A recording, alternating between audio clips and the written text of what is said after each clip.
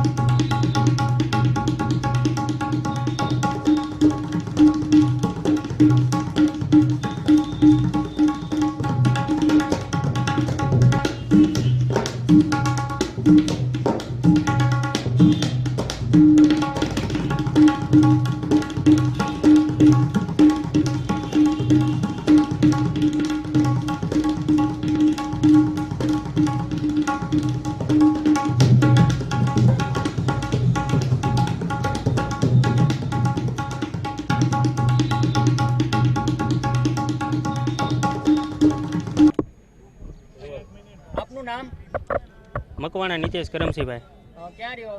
Railway station સામે, ગાયત્રીનગર, બોટાદ. શું આવેદનપત્ર કેનું આપ્યું આપે? અમારે 2 દિવસ પહેલાં ઘરે લુખા તત્વની પ્રોબ્લેમ હતી.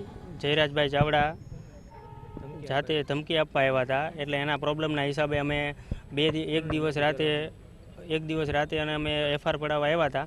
પણ પછી અરજી અમે આપી અને અમને બહુ પ્રોબ્લેમ હતી. બીજે દિવસે અમારા ઘરે આવ્યા હતા પૈસા લેવાની ખરણી માગવા, બરાબર, 2 લાખની ખરણી માગી અને અમે આ રીતની વાત કરી. પછી અમારે આ રીતની વાત થઈ અને પછી અમે પોલીસ સ્ટેશન ગયા સીધા, અને પોલીસવાળા LCB ટાપે SP સાહેબે અમને બધાએ ખૂબ ખૂબ આભાર એમનો કે અમને પૂરેપૂરો સપોર્ટ કર્યો છે અને આરોપીને છે ને જપ્ત કરી લીધો છે. અને બીજું કે કલેક્ટર સાહેબને અમે આવેદન દેવા પત્ર આવ્યા હતા કે આવા નવા ગુના હવે થોડાક ટૂંકમાં એમની રીતે જોઈ લે અને અમને બીજી વખત ભવિષ્યમાં આવી તકલીફ ન પડે. અને લોકલ પોલીસ, LCB ટાપ અને SP સાહેબ એમનો અમારી માટે પૂરેપૂરો કાલની તારીખમાં સપોર્ટ હતો અને એ આરોપીને પકડ્યો હતો અને પાડ્યો છે. પણ એના અવારનવાર હજી પણ એવા કોલ આવે છે ધમકીના, તો અમે એના માટે આવેદન દેવા આવ્યા હતા કે હવે અમને પ્રોબ્લેમ આવી ન થાય એમ. તમારી પાસે ખંડણી માંગવામાં આવી હતી એવી વાત છે? હા, જાનથી મારી નાખવાની ધમકી આવી હતી અને પૈસા માગવામાં આવ્યા હતા. કેટલા માંગવામાં આવ્યા? 2 લાખ રૂપિયા.